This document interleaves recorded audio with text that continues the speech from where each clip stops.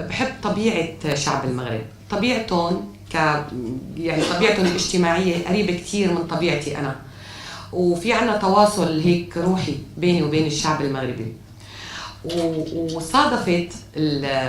وصادفت انه امبارح حكيت يعني مع شاب، مش عارفه اذا موجود او لا. قلت انه بتعرفي اول صبي تعرفت عليه وانا كنت بالرابع الابتدائي، كنت يعني كان عمري قولي 8 9 سنين. كان مغربي، هذا اول شاب ولد يعني. اي مثلا حبيته قال كثير بكير. لا كان في قبل هيك، بس ما كنت واثقه اذا حقيقي او لا. فبالتسعه كنت نضجت وقلت لا هلا اختياري اكيد مزبوط اكثر.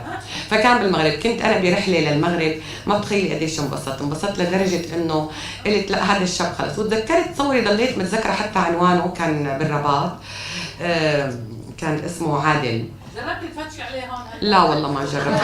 قلت هو لازم يدور علي، هو اسهل يلاقيني.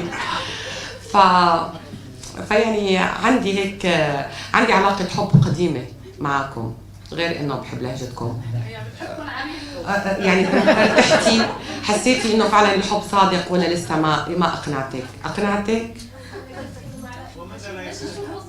على الاغاني. فبالتالي يعني اذا بحب فيكم هالقد اشخاص وعندي علاقة معكم، فبالتالي اكيد بكون كثير مبسوطة اني غني باللهجة المغربية ان شاء الله بالبوم